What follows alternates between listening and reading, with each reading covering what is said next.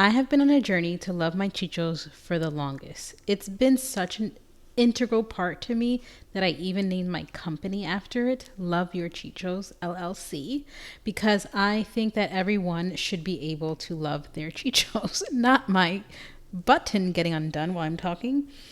And so when I'm thinking about the things that didn't allow for me to love my chichos, many things come to mind, but there's four things that I want to talk about today in our técesito talks. This técesito talks does not have any tea. Oh my God. I didn't make any. I'm trying to do this real quick because I have to cook dinner and stuff. But anyways, that is besides the point. When we're thinking about four things that I want to reflect on when it comes to not loving my chichos, if I could sum it up into one thing, it would be perfectionism in service to other people, right? When I think of how I grew up and cultural influence, societal influence, growing up in the 2000s, America's Next Top Model, the freaking thing, the Miss Universe or whatever her name, Miss whatever, all of those things created this version of me that I had to strive for that was perfect for other people. And that disconnection of myself took a lot of work to deconstruct and put together in a way that allows me to take care of myself and love myself from a place that's more centered, more grounded, more loving, and all of these different things. And it shows up in so many ways, right? If I could think of one example of how something that I grew up with did not help my relationship to myself or self-worth or love of self, is food, which is why I love working with food and talking about food. But comments around food and food choices created so much food fear for me that I didn't realize as much while I was growing up. It took me leaving and getting married to see the gravity of what I survived. That feels crazy to say that, but survived. And not to say that it was like the worst thing growing up. That's not my reality. But there were things that still to this day is annoying. Having to hear like, oh, va a comer de nuevo, like you're going to eat another serving, or is that really how much you're eating? Just like any comments around food made it so that I had to then eat less, right? Eat less to not hear the comments, and then be hungry and having to sneak food later on, and then getting caught sneaking food and being told that you shouldn't be eating. Just very much policing of every food choice that I made. That really was harmful.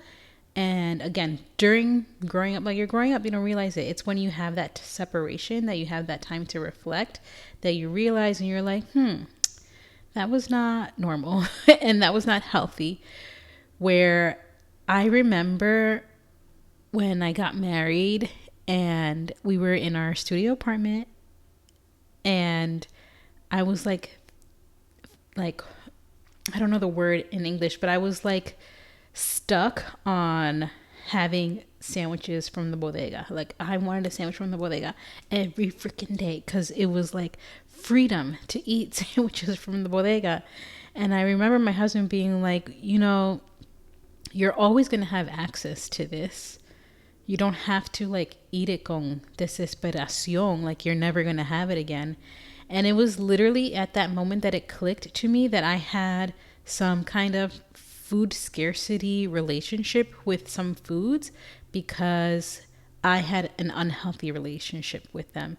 And as I began to like peel those layers, so many things came through in terms of how I was or how I wasn't being present with my food choices, which began my whole deconstruction of food and how I feel about, or like my values around food and the things that I talk about when it comes to food and our culture of food specifically. But it took him like checking me in that moment and me being open to being checked to recognize like, oh, there's something here that's not normal.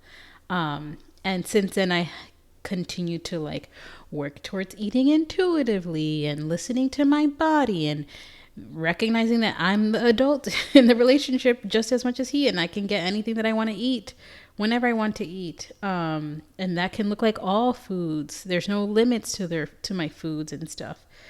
Granted, we're still kind of an ingredient household, but that's just how I know how to cook and stuff. But it doesn't come from a place of rules and boundaries and you can't eat like this or whatever, because that I know causes disordered eating. Especially when I'm talking to my clients and they have littles.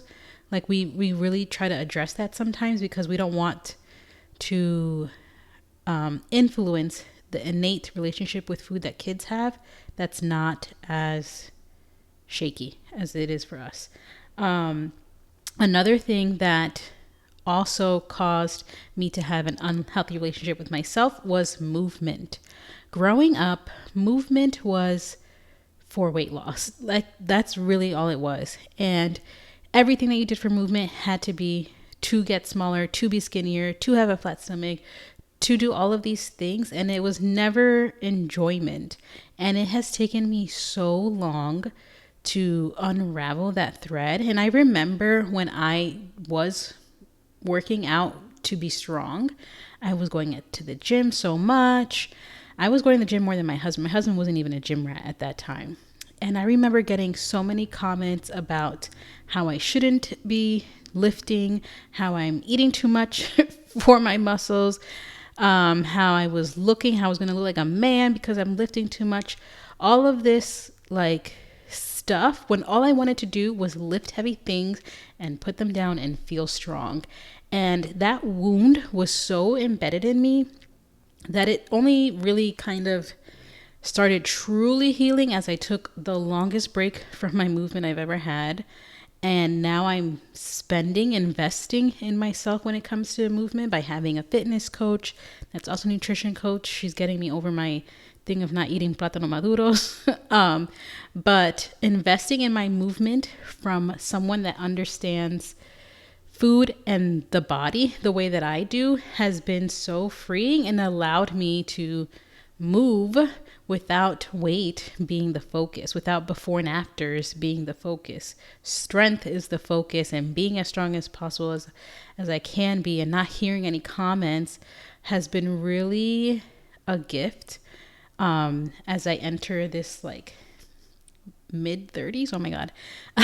this other version of myself that can move and feel strong and not having to hear any comments. If anything, I'm hearing encouragement that isn't focused on my weight from my husband mostly, because that's who I hang out with the most.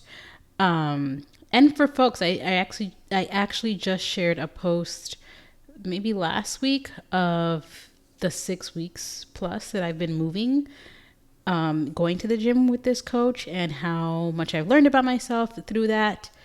But it took like this long time to get here from there. So if you're in that space too, like I feel you, bro. Like it is not easy to live in a place and in a body where you're not comfortable. So I'm gonna put a pin in this. There's way more things that didn't help me love my chichos as I was growing up. But when it comes to movement and food, those two things were the beginning of me understanding myself in a way that is more encompassing, more loving, more sustainable, more accessible to me. And my hope is to always bring up conversations and stories and things that I experience that help you love your chichos in whatever way that looks like, because you're not alone. Like I remember feeling crazy bringing these things up to my family, and it's just like not, like not something that's on their radar in that way, because it's just so normalized and part of the culture. But it shouldn't be, because it can do so much damage to the person when we're thinking of their relationship to themselves. And again, if I could swirl it into one point, it would be the strive for perfectionism for other people. And the shame that comes with not following the status quo to be perfect in that way. I have so many more thoughts about this, but this técesito talk is supposed to be 10 minutes or less to help you love your chichos one sip at a time. My name is Zariel, and if you liked this conversation, let me know and I'll share a few more things that I've learned about my journey to self-love. Thank you for listening to today's episode. I'll see you in the next one. Love you. Bye.